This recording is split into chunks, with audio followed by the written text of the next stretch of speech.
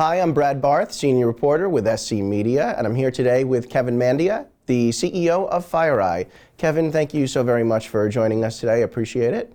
It's good to be here, Brad. Yeah, I want to start by asking you a little bit about a new report that FireEye just released. This is the M-Trends report. One of the key takeaways from this is that cybercriminals are now becoming as sophisticated as nation states. So maybe you could talk about what you found particularly interesting from this report. Well, I don't know if I would have, if we concluded that, I'd reword it.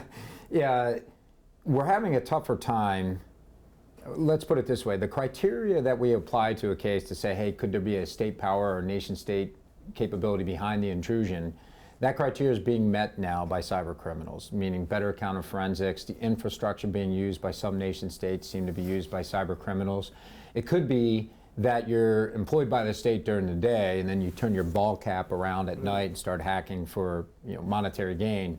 So there could be a lot of reasons for it. But I think that when I assess the sophistication of the breaches we respond to, when it comes to a nation-state level, and we think it is a nation-state behind the intrusion, we might only be seeing 80% of what they've got.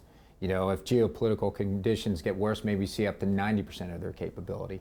And I don't think we see 100% until time of outright war. So I would say we're seeing about maybe 75–80% of the capability of the Russian government, maybe 80% capability of what North Korea can do or what Iran can do.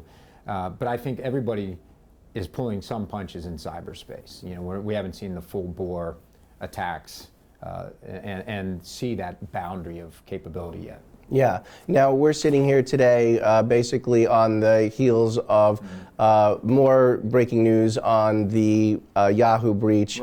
This time we're learning more about those who were responsible, including that Russian cyber spies were among those that the U.S. ended up pointing the finger at for this particular incident. So I'd be interested in gauging your reaction to the latest news, what we can learn from this, take from this. Well, I think, I think there's a little historical context necessary to really put the indictment in the right frame.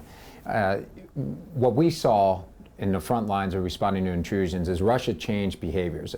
I should say the group we call APT 28 at FireEye and APT Group 29, which others have attributed to the FSB or the GRU, or both. We saw them change their behaviors in 2014. For one, we'd respond to breaches and we could observe them. They used to kind of evaporate when we responded. If they knew remediation was going on and that their activities were being observed, they'd go away. They stopped going away in 2014. I think their counter forensics got a little bit different, a little bit easier to catch them or spot them or lock on or observe or orient in 2014. Third, their targeting changed. We saw a couple intrusions into universities where anti-Putin professors' email was stolen, and I thought that was different.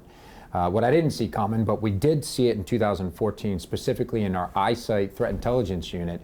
They saw the doxing occur in Eastern European nations.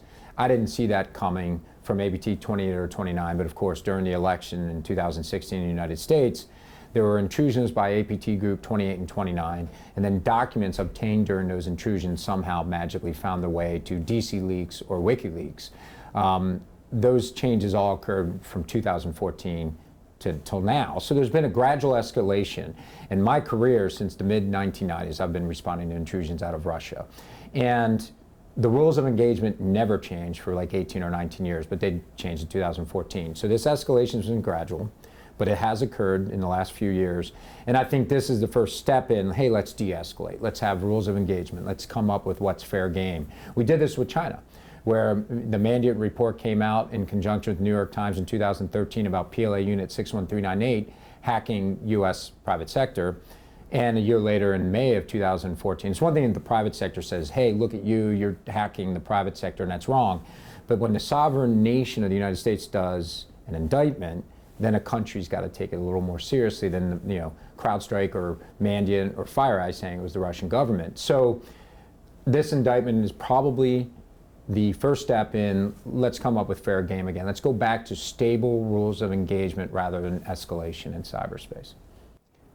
And you just came from a government event Right. in D.C., and I would imagine that a lot of the talk of Russia, these APT groups, 28, 29, or some people call them Fancy Bear, Cozy Bear, that had to have been one of the real big topics there that everyone was discussing. I would imagine that was in D.C. right now. Yep. This is what everybody's talking about. It's a big topic, and another thing we talked about is whenever we were talking to the chief information security officers and the folks at the head of agencies that their charter was securing those agencies.